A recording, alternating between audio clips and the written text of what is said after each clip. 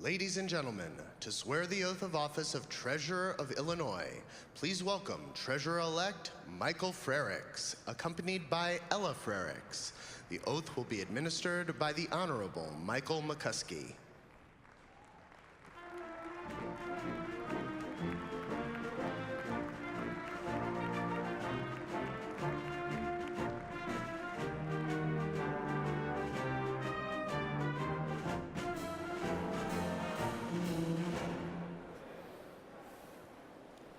Raise your right hand and repeat after me. I, Michael Frerichs, do solemnly swear that I will support the Constitution of the United States I will support the Constitution of the United States and the Constitution of the State of Illinois, and the Constitution of the State of Illinois, and that I will faithfully discharge the duties of the office of Treasurer according to the best of my ability. Congratulations. Thank you. Good job. Thank you.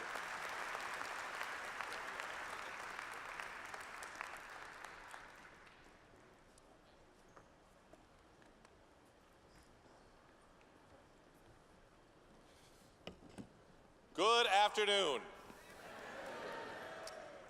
I have some stories to tell today. But before we tell those stories, I think it's best to take a little time for reflection, to take a moment of silence, to think about those who have helped us get here safely today. Those like Trooper Christopher Lambert, who gave their life but 2 days ago on our roads, making sure that our citizens were safe. Please join me in a moment of silence for Trooper Lambert and all of those who serve our state.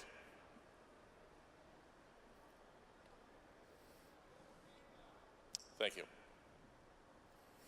Last summer in this city, I told many of you that we have stories to tell, and I asked you to go out and share those stories. And for those of you who went out and talked to your friends, your neighbors, who showed up on strangers' doorsteps and shared your stories, I want to say thank you. Clearly, your efforts were rewarded by electing this team here today.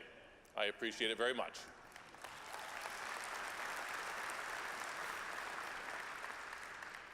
Now, whenever someone mentions storytelling, I think about that great American humorist, Mark Twain. Now, I know that Mark Twain did not live in Illinois. He lived just across the river, but I'm sure from Hannibal he looked across the Mississippi River and aspired to be one of us. Because quite possibly in his most famous novel, the two main characters, Huck and Jim, left Missouri and sailed for Cairo, Illinois. Now, when I also think about Mark Twain, I think about a quote that was attributed to him.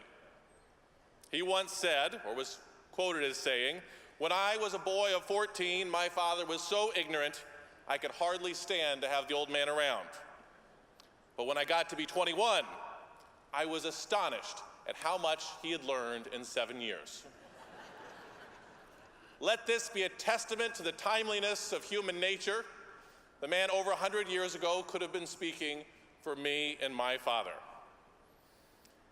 My dad is a union truck driver. He's a Teamster.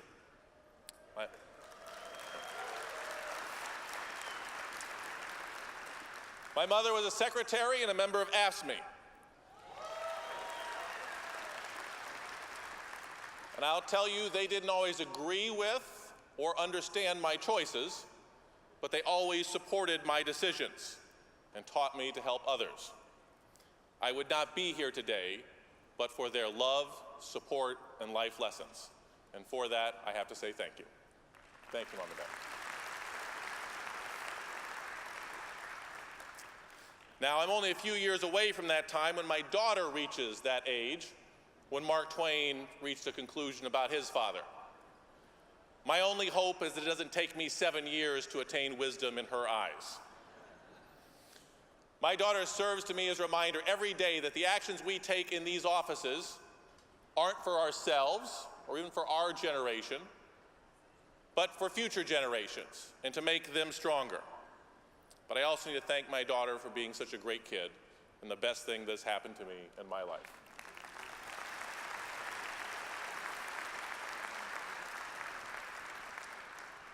Now, today is a day of inauguration. It is a time to move past our stories and into a time of action.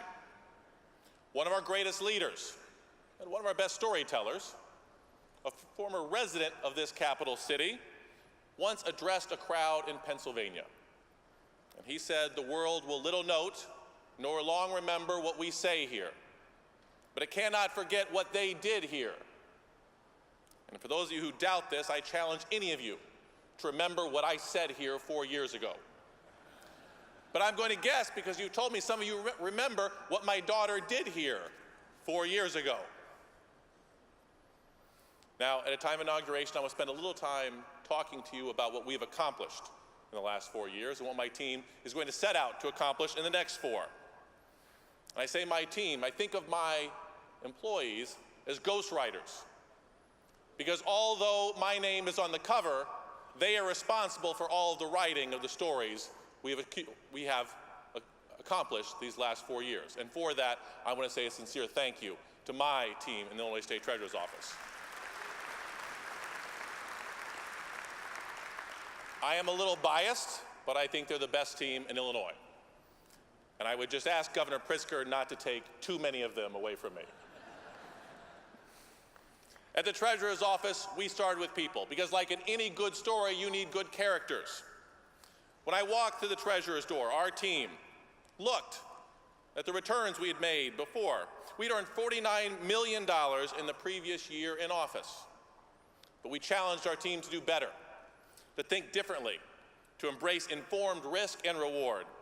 And in doing so, in our most recent fiscal year, we realized more than $204 million in returns.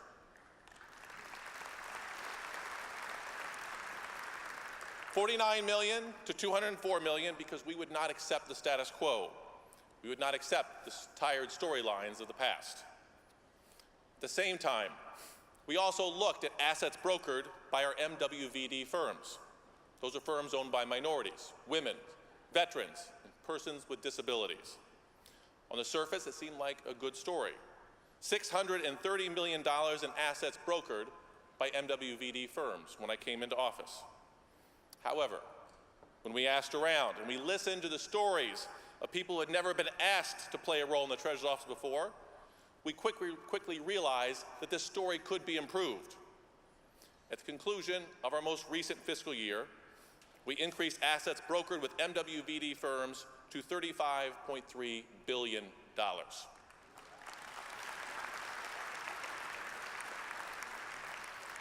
$603 million when we walked in the door, $35 billion today. That translates to increasing MWVD investments by 58 times. I want to thank my team for making that happen.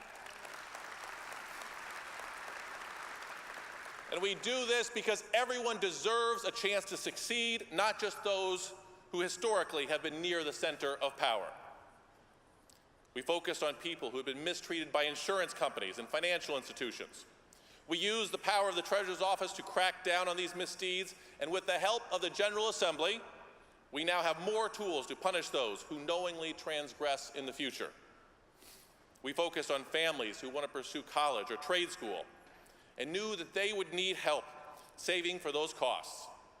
We slashed Wall Street fees and created different investment options, and today we have a record number of college savers, more than $10.5 billion, helping more than 600,000 young people in this state of Illinois.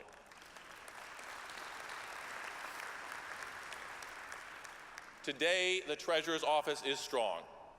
It is a story of finding people who did not look like us, who did not think like us, who had not walked with us. And when we found them, we listened.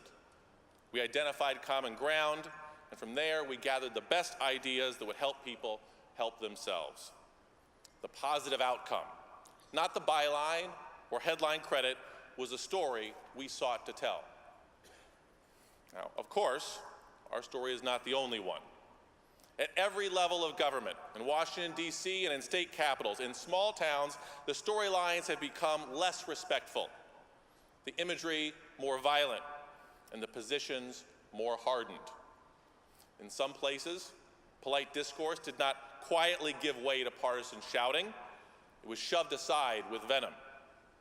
And that is not a story I want to discuss with my parents. That is not the book I want to read to my daughter. And that is not the history I want to leave to those studying Illinois government 100 years from now. Today, I resolve to tell a story so that everyone in our state, from Chicago to Cairo, from Quincy to Danville, will remember that we are one Illinois. I resolve to listen to the stories of others, no matter how bitter, no matter how hateful, no matter how despondent, so that they know that they are not alone and that there are people in government who care. I resolve to tell the story how the union wages of a truck driver and a university secretary helped send a downstate small-town kid to college. People need to hear how organized labor helps Illinois families and boosts our economy.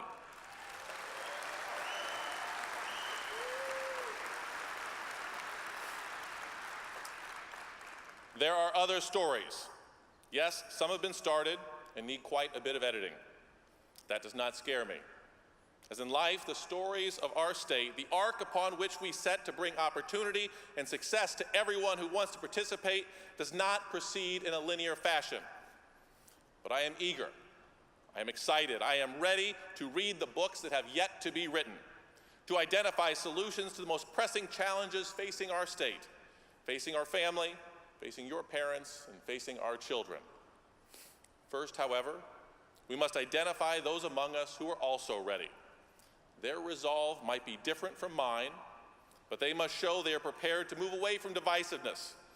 And like so many first drafts of a story, we must be willing to identify the possible, to achieve the win, and to be generous in our praise, and then seek the next chapter. Pride of authorship, discrediting demands, and needless ultimatums cannot be included. The stories we write must be clearly understood, well-reasoned, and articulate. They must challenge each of us to be uncomfortable, prompt each of us to look inward, and inspire each of us to draw the best of those around us, because we are one Illinois.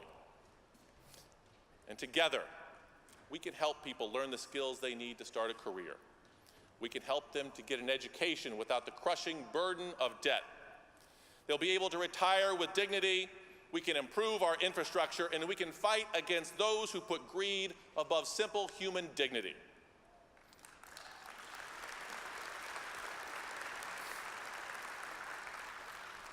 When we weave all of our stories together, we create a fabric that is much stronger than the individual threads. I ask you all here today to take up your pens and to help all of us here on this stage write that next great chapter in Illinois' history. Thank you all very much for giving me this opportunity. God bless you all.